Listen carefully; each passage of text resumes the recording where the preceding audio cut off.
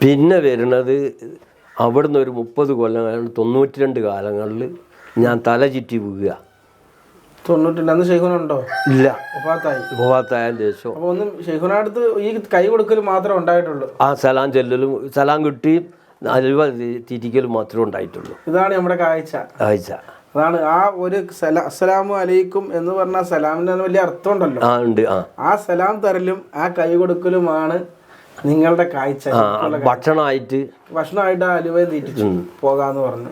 പിന്നെ 92 ഷെയ്ഖുന വഫാത്തായി. 91 പോണ്. അവര് 92 നമ്മൾ പള്ളി പൊളിച്ചില്ലേ, ബാബരി മസ്ജിദ്, അന്നാണ് ഞാൻ തലയിട്ട് വീണത്. ആ 92 6 ഡിസംബർ 6 ഇത് ഡിസംബർ അല്ലേ, ഡിസംബർ 6 പള്ളി പൊളിച്ച് ഡിസംബർ 8 ഞാൻ കടൻ്റെ മുമ്പിൽ വെച്ചിട്ട് ഞാൻ തലയിട്ട് വീഴുക. അപ്പം അന്ന് മെഡിക്കൽ കോളേജിൽ ആശുപത്രിയിലേക്ക് കൊണ്ടുപോവാണ്, ഹാർട്ട് അറ്റാക്കിൻ്റെ രോഗമായിട്ട്. കോളേജിൽ കൊണ്ടുപോയപ്പോൾ അവിടെ 4500 റുപ്യൻ്റെ ഇഞ്ചക്ഷൻ വേണമെന്ന് പറയുമ്പോൾ കൊണ്ടുപോയാൽ മുഴുവനും ബന്ദിൻ്റെ ദിവസം അന്ന് 2008 92 8-ാം തീയതിയൊക്കെ ഈ ബാബർ പള്ളി പൊളിച്ചതിൻ്റെ പേരിൽ കലാപള്ള സമയം. അപ്പം പിന്നെ 144 പാസ്സാക്കിയ സമയം. അപ്പോൾ ഇന്നെ ഈ വാഹനം ഓടിച്ച് പോകുമ്പോൾ രോഗിയാന്ന് പറഞ്ഞതിൻ്റെ പേരിൽ ആൾക്കാർ വിട്ടുകയാണ്. കുറേ എന്നാലും BJPക്കാരൊക്കെ തടുത്തു നോക്കിയാണ്. അപ്പോൾ ആ സമയത്ത് ആസ്പത്രിയിലെത്തിയപ്പോൾ 4500 റുപ്യൻ്റെ ഇഞ്ചക്ഷൻ വേണമെന്നാണ് കൊണ്ടുപോയാലൊക്കെ ബുദ്ധിമുട്ടായി. ഞാൻ ഒരു പ്ലേറ്റിലേക്ക് എന്നെ കൊണ്ടുപോയി ഒരു ഛർദ്ദിച്ചതിന് ഞാൻ ഈ ആസ്പത്രിയിലാളുണ്ടാവുകയല്ല കിടക്കുക, അതിൽ ഈ കിടന്നിക്കണേ ആസ്പത്രിയിലെ ഇതിൽ. പിന്നെ ICUയിൽ കിടക്കുക ഞാൻ. പിന്നെ അതിൽ 5-6 കഴിഞ്ഞ് 6-ാം ദിവസം ആസ്പത്രിയിൽ 6-ാം ദിവസം. അപ്പോൾ നമ്മൾ ഡിസംബർ 14 അപ്പോൾ അന്നാണ് വീണ്ടും ഈ വേദന തുടങ്ങി. അപ്പോൾ അന്ന് കൊണ്ടുവന്നവർ മുഴുവൻ കുടുങ്ങി. പൈസ 4500 എടുക്കാൻ പറ്റില്ല, ബുദ്ധിമുട്ടുള്ള കാല. 4500 വലിയ സംഖ്യ. ഇവിടെ ഒരു 5000 റുപ്യ അതിൻ്റെ തലേന്ന് ഒരു പശുവിനെ വിറ്റ് പൈസ ഉണ്ട്. അത് പെണ്ണുങ്ങൾ പറയും അവിടെ ആസ്പത്രി കൊണ്ടുപോകും. 31-ാം വാർഡിൽ ഹാർട്ട് അറ്റാക്കിൻ്റെ ICU കിടന്ന് 2 ദിവസം. ഈ 31 വീണ്ടും ഇളകിയപ്പോൾ ആ വേദനൻ്റെ ശക്തിയിൽ ഏട്ടനുണ്ട്, എൻ്റെ ഒരു സ്നേഹിതനുണ്ട്. രാത്രി 8:30 മണി ആ സമയത്ത് പിന്നെ എനിക്ക് സഹിക്കാൻ വയ്യാത്ത വേദനയിൽ ഇങ്ങനെ ഉപദേശിക്കുകയാണ്, അള്ളാഹിൻ്റെ ദീൻ നടത്തു, അള്ളാഹിൻ്റെ ദീൻ നടത്തു. ഇന്ന ഒരാൾ വന്നിട്ട് ഉപദേശിക്കുക. ഈ ഉപദേശങ്ങളാണ് ഇപ്പം എന്തൊക്കെ നടന്നു പോണത്. ഉറക്കത്തിൽ ഇന്ന അള്ളാഹിൻ്റെ ദീൻ നടത്തു, ദുനിയാവിൽ ജീവിക്കണമെങ്കിൽ. അങ്ങനെ ഞാൻ നെറ്റി വന്ന് ആരാ പഠിച്ചത് ഈ വേദനൻ്റെ ശക്തിയിൽ ഞാനങ്ങനെ മേലോട്ട് പൊന്തി പോകുക എന്നാണ് എനിക്ക് തോന്നുന്നത്. വേദന ഞാനിങ്ങനെ ഉയർന്ന് മേലോട്ട് പൊന്തി പോകുന്ന സമയത്ത് ഇങ്ങനെ പറയുന്നത്, അള്ളാഹിൻ്റെ ദീൻ നടത്തു, അള്ളാഹിൻ്റെ ദീൻ നടത്തു, എന്നാൽ ദുനിയാവിൽ ജീവിക്കുകയാണ്.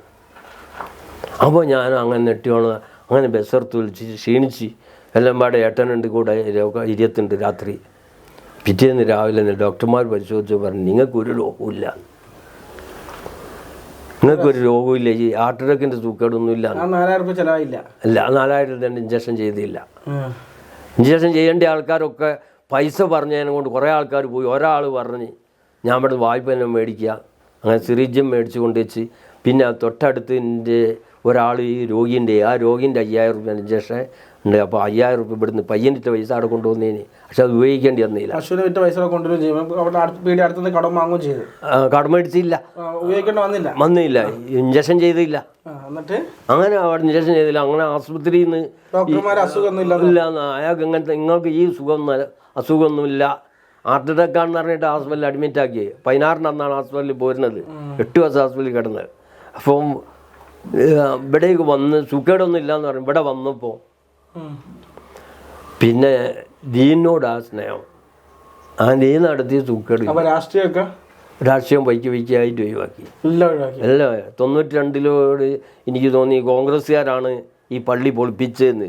BJP ആണെങ്കിലും അന്നേരത്തെ മുഖ്യമന്ത്രി, അന്നേരത്തെ പ്രധാനമന്ത്രി നരേന്ദ്ര റാവു കോൺഗ്രസ്സുകാരല്ലേ, അവർ ഇസ്ലാമിൻ്റെ പള്ളി പൊളിച്ചപ്പോൾ ചതിയാണല്ലോ ചെയ്തതെന്നുള്ളതിൽ എനിക്ക് രാഷ്ട്രീയം വേണ്ടെന്നാണ്. ഇന്നിപ്പോൾ ഒരൊറ്റ രാഷ്ട്രീയമില്ല എനിക്ക്, ഒരു രാഷ്ട്രീയക്കാരോട് ഒരു സ്നേഹം. കണ്ടാൽ തന്നെ ഒരു ഉസ്താദിൻ്റെ രൂപം ഉണ്ടല്ലോ. ഉണ്ട്, അതില്ല.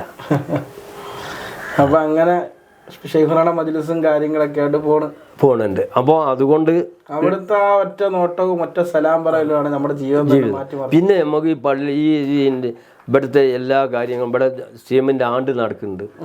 അവിടെ ബോർഡൊക്കെ കാണാം.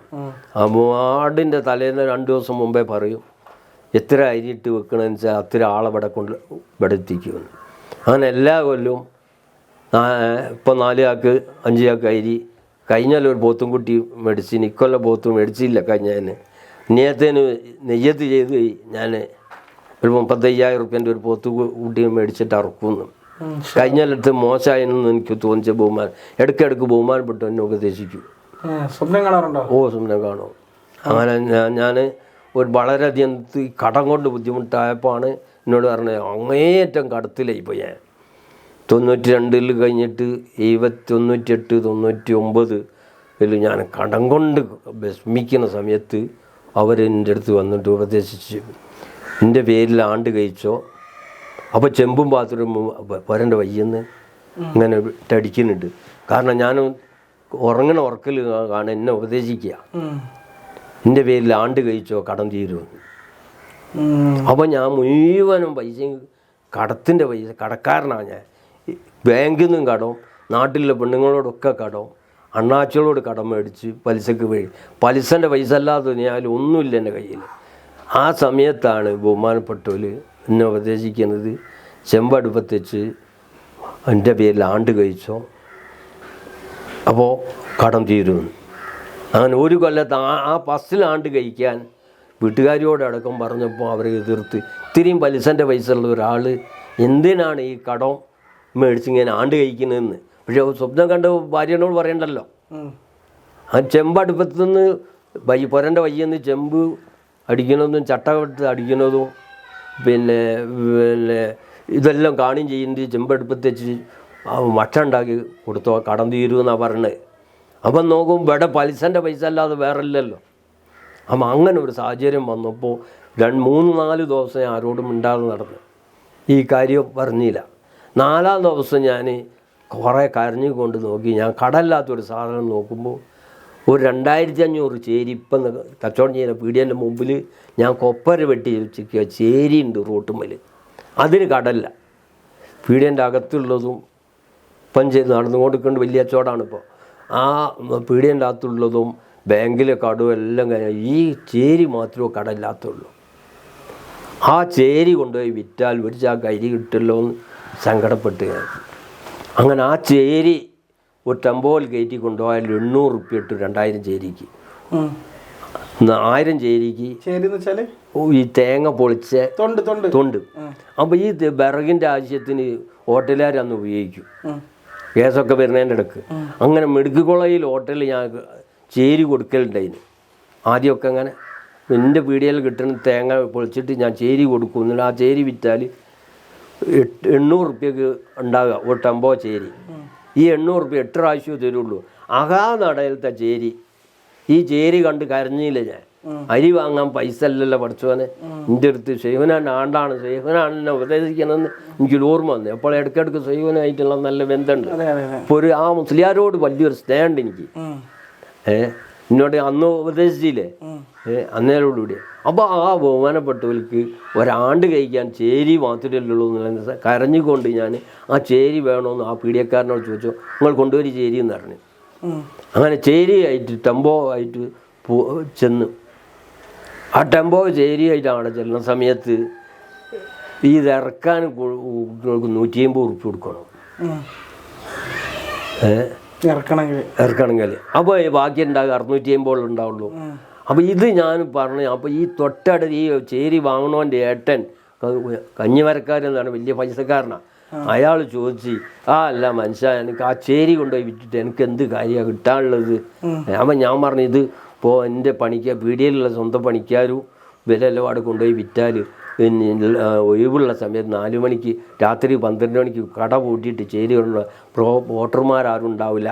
അപ്പോൾ ആ 150 റുപ്യോട് എനിക്ക് കിട്ടൂ, അങ്ങനെ 800 റുപ്യ കിട്ടുമെന്ന് പറഞ്ഞു.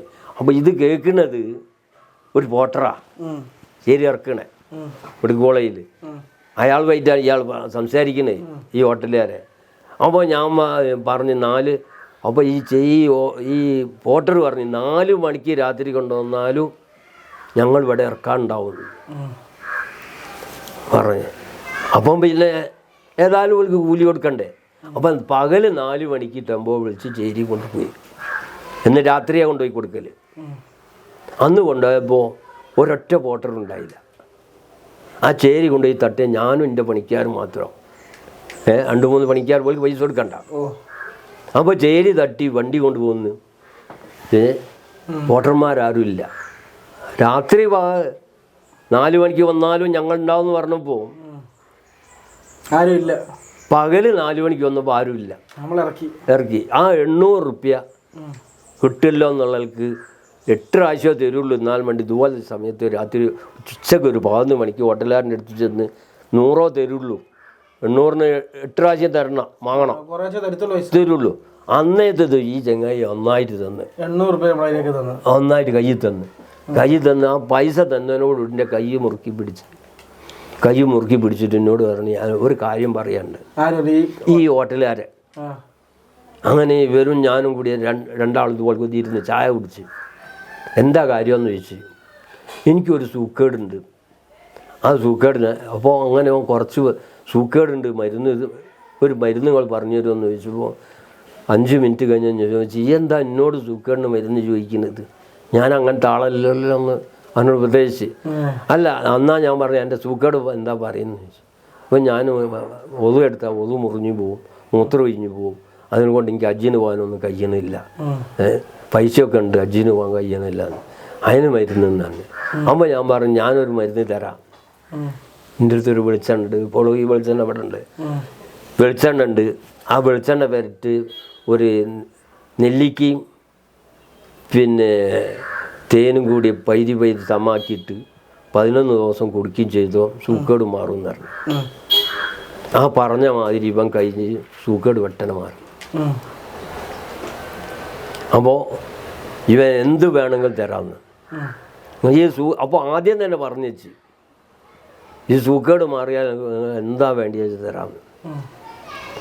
അപ്പോൾ ഈ എന്താ വേണ്ടിയത് തരാമെന്ന് പറഞ്ഞാൽ ഞാൻ പറഞ്ഞു അടക്കട്ടെ, സൂക്കേട് മാറിക്കോട്ടെ. അങ്ങനെ സൂക്കേട് മാറി പിന്നെ 5-6 ദിവസമുള്ള ആണ്ടിന് ഞാൻ പറഞ്ഞു ഒരു ചാക്ക് അരി തന്നേന്നാണ് മേടിച്ച് തന്നേന്ന്. അരിയൊന്നും പോരാ, എൻ്റെ വേറെ എന്തോ അവിടേക്ക് പറയണമെന്നാണ്. അങ്ങനെ എന്തിനു പറയുന്നത്, അരി ചേരി വിറ്റതിന് കൊണ്ടും ഇവൻ തന്നെ 1500 റുപ്യക്ക് മാംസവും കൂടിയാണ് മേടിച്ച്. ഇവൻ മരുന്ന് കൊടുത്ത് പറഞ്ഞു കൊടുത്ത സന്തോഷത്തിൽ ഇതിനൊന്നും പോരാ, വലിയ സംഖ്യ പറയാനാവൻ പറഞ്ഞേ. ഈ എന്നാലും ഒരു കാര്യം ചെയ്യും, ഇറച്ചീൻ്റെ പൈസ ഈ കൊടുത്തതാണ്. അങ്ങനെ 1500 റുപ്യൻ്റെ ഇറച്ചിയും അരി ചെറിയ പൈസ ഉള്ള ഇറച്ചിക്ക് അതേ ഉള്ളൂ. അപ്പോൾ ഈ അരി ഒരു ചാക്ക് അരിയും ചേരി കൊണ്ടു മരുന്ന് പറഞ്ഞു കൊടുത്തിട്ട് ഇറച്ചിയും കിട്ടിയിട്ട് അങ്ങനെ ആണ്ട് തുടങ്ങി. 2-3 കൊല്ലം കഴിയുമ്പോൾ കടമൊക്കെ തീർന്നു. പിന്നെ എല്ലാം തീർന്ന് കടം തീർന്ന് അടുപ്പിച്ച് തന്നു. പിന്നെ ആണ് മകളെയൊക്കെ കല്യാണം കഴിച്ച് പിന്നെ ഞാൻ ഹജ്ജിന് പോകാൻ പുറപ്പെട്ടു. അപ്പം ഹജ്ജിന് പോയി ഇപ്പോൾ മോൻ മദീനത്തുള്ളതിനോണ്ട് പിന്നോടും പെണ്ണുങ്ങളും പോകുന്നതിന് മോളും പോകുന്നതിന് ഹജ്ജിന് എൻ്റെ കൊടുത്തിൽ. ഈ ഇനിയിപ്പം വീണ്ടും ഞങ്ങൾ ഉമ്രക്ക് പോകാൻ വേണ്ടിയിട്ട് ഞങ്ങളത് അടയ്ക്കൊക്കെ തൊഴിൽ വിളിച്ച് മോൻ പറഞ്ഞ് 50 റുപ്യ ഉണ്ടായാലും ഞങ്ങൾ 1,00,000 റുപ്യ ഉണ്ടായാലും ഞങ്ങൾക്കൊരു 10-40 ദിവസം അവിടെ നിൽക്കാൻ. മോന് മദീനത്താണ്, എൻ്റെ വലിയ മോൻ നല്ല ദീനിയായിട്ടുള്ള ആളാണ്. ഇവിടുന്ന് പോകണവളൊക്കെ മദീനത്തെ റൗളയിലുണ്ടാവും, ബനെ കാണും. കാറുമായിട്ട് പോകണം. അള്ളാൻ്റെ റസൂൽ കുളിച്ച സ്ഥലം അങ്ങനെ ആ സ്ഥലത്തൊക്കെ കാർഡുണ്ട്. ആ കാർഡ് കാണിച്ച് കാറിൻ്റെ അകത്ത് കയറ്റിയിട്ട് ആ കാർഡിൽ കാണിച്ച സ്ഥലത്തൊക്കെ കൊണ്ടുപോയി കാണിക്കും. അങ്ങനെ കടം ഒക്കെ തീർന്ന് അൽഹംദുലില്ലാ. ഇപ്പോൾ ഒരു ഹജ്ജിന് പോയി അന്നേരം ആരോട് കടം മേടിച്ചിട്ടില്ല. ഏതായാലും നല്ല അനുഭവങ്ങളാണ് നമ്മൾ കേട്ടത്, വല്ലാത്ത അനുഭവങ്ങൾ അൽഹംദുലില്ലാ. ഏതായാലും വിലപ്പെട്ട സമയം മെഡിക്കൽ കോളേജിലോട്ട് പോയിരുന്നത് അല്ലേ? പോണല്ല, അത് 12-ന് മുമ്പിൽ പോകാൻ വേണ്ടി ഇരുന്നതാണ്. നമ്മൾ വന്നപ്പോൾ നമ്മളെ പരിഗണിച്ച് ഷെയ്ഖുനയുടെ വിഷയമായതുകൊണ്ട് നമ്മുടെ കൂടെ അൽഹംദുലില്ലാ ഇരുന്ന് ഷെയ്ഖുനയുമായി ബന്ധപ്പെട്ട കാര്യങ്ങളൊക്കെ പറഞ്ഞു തന്നു. അള്ളാഹു ആഫിയത്തുള്ള ദീർഘായുസ് നൽകട്ടെ. ഒരുപാട് കാലം ഇവിടെ മജ്‌ലിസ് നടത്താൻ, ഇവിടെ കുത്തുബിയത്ത് മാസം തോറും എല്ലാ മാസവും 25 കൊല്ലം പോലെ 25 കൊല്ലമായിട്ട് ഇവിടെ കുത്തുബിയത്ത് ഷെയ്ഖുനയുടെ പേര് നടക്കുന്നുണ്ട് അൽഹംദുലില്ലാ. ഏതായാലും നമ്മുടെ കാഫില കാണുന്നവരൊക്കെ എടുക്കാൻ പറ്റുമെങ്കിൽ ഒന്ന് പങ്കെടുക്കുകയൊക്കെ ചെയ്യുക ഇൻഷാ അല്ലാഹ്. ഏതായാലും പുതിയ അനുഭവങ്ങളുമായിട്ട് ഷെയ്ഖുനയുമായി നേരിൽ അനുഭവിച്ച അനുഭവസ്ഥരുടെ ചരിത്രമാണ്, അനുഭവങ്ങളാണ് നമ്മൾ കേട്ടത്. ഇതുപോലെ നേരിൽ അനുഭവിച്ച പച്ചയായ ഈ അനുഭവങ്ങളാണ് കാഫില നിങ്ങളോടൊപ്പം പങ്കുവെക്കുന്നത്. നമുക്ക് ഇൻഷാ അല്ലാഹ് പുതിയ അനുഭവങ്ങളുമായി കാണാം. അസ്സലാമു അലൈക്കും വറഹ്മത്തുള്ളാഹി.